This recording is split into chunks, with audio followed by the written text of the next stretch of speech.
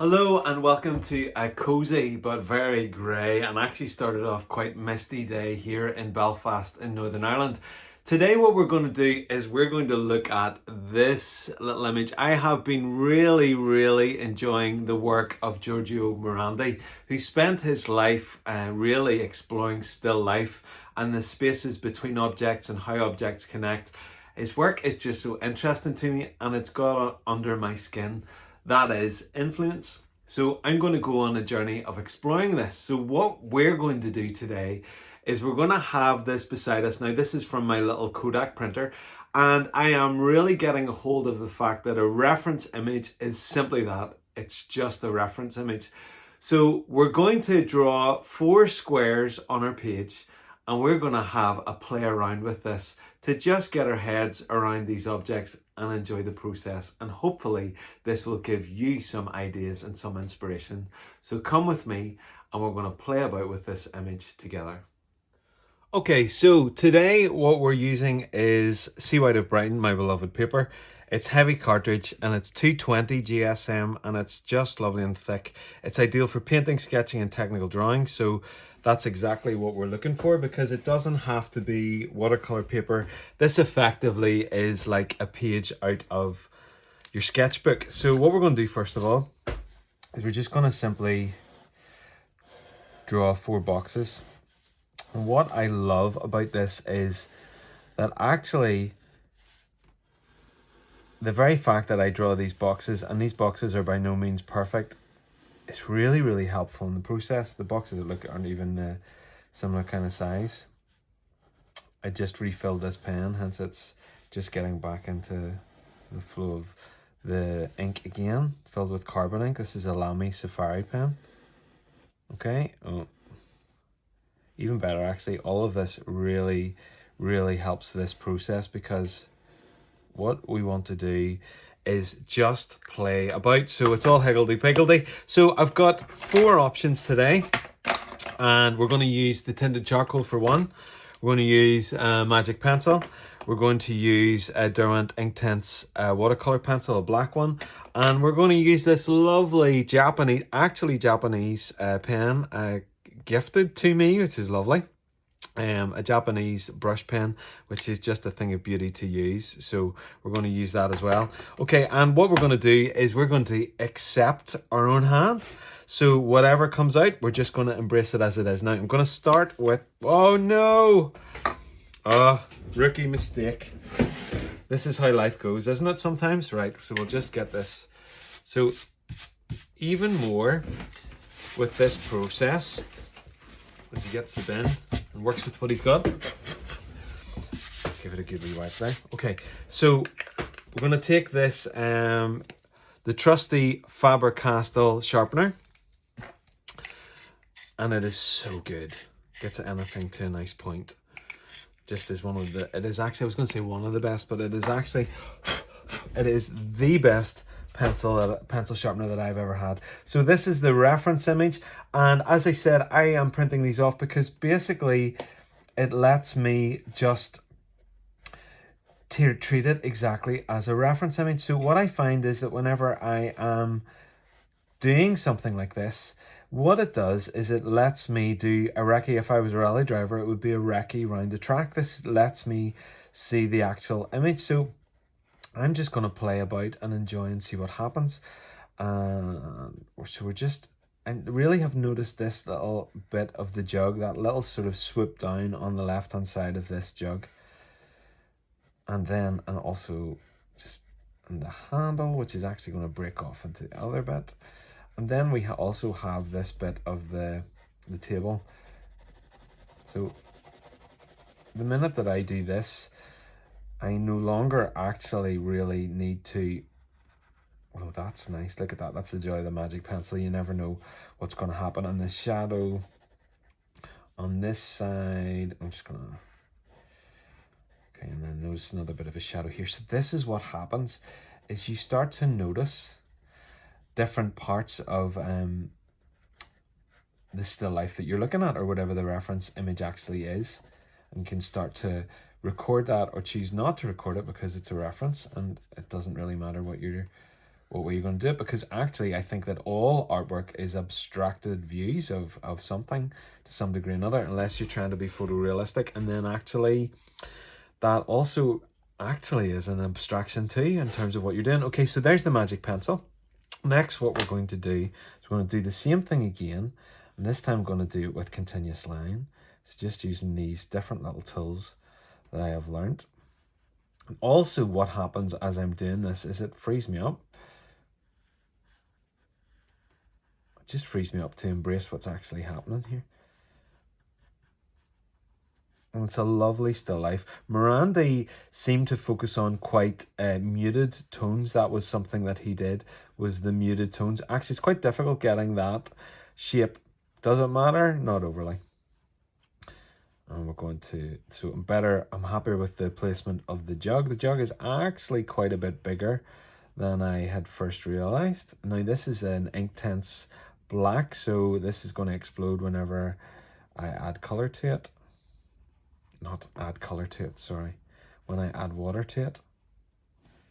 And we're just going that line across. Okay, so that's actually something that's nice about this. I'm going to take my little Saucerin green pointed wash. So just so you can see, this is the Inktense black. You can see that I use it lots and lots. So with this one, it's going to be interesting because, as you will clearly see, when we add on the water, it's just going to actually quite explode.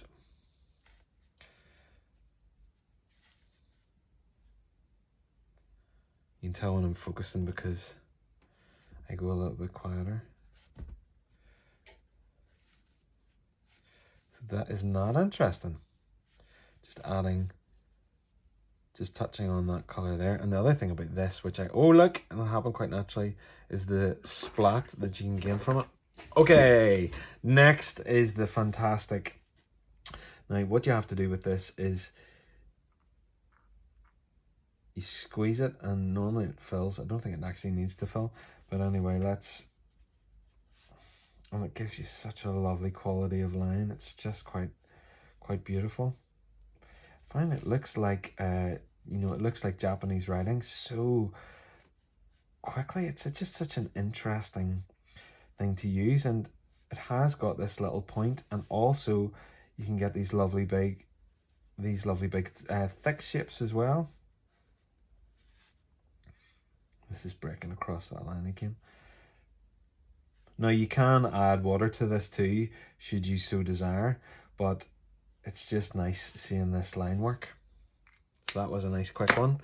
And then what we're going to do this time, we've got the little tinted charcoal set, which I demonstrated there on the last video.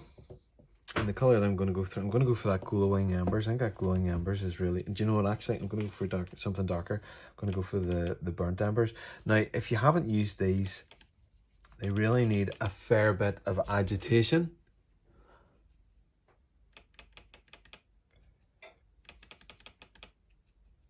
And I want to mix up a good quantity here, so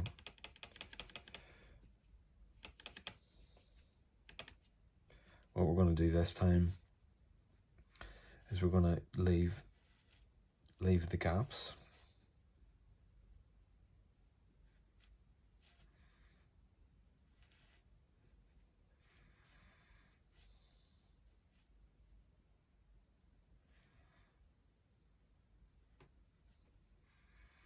Now, these are really lovely to use, just by the way that they sort of land and settle. Just really interesting.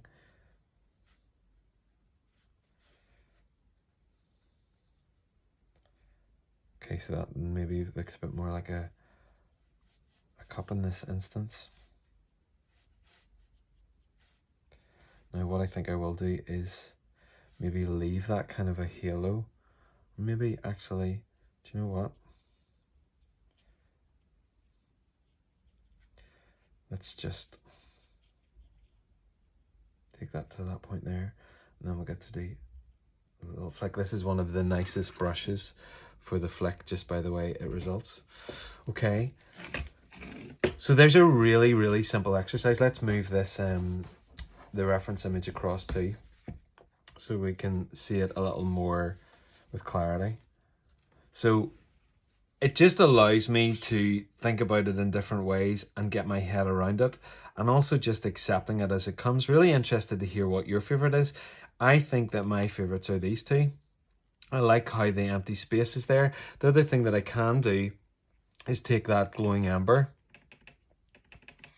and just drop it in, which is always nice to do because this is effectively, you know, a wet on wet there, and just letting that work its magic, just to define different areas there where it was much darker underneath. It's just really, really interesting. And obviously as that dries, that's going to be something different. So it's a really, really lovely technique. And if you give yourself permission to just accept your own hand, accept how this actually turns out and enjoy it. So there's another exercise for you, a way to do a recce round, a way to get your head around what it is that you're actually going to be painting, and to learn to embrace even more how the art that you're producing turns out.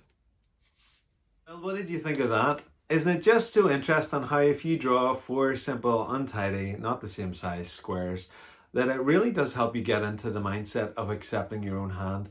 And this is just an exercise to enjoy getting your head around the reference image that is in front of you.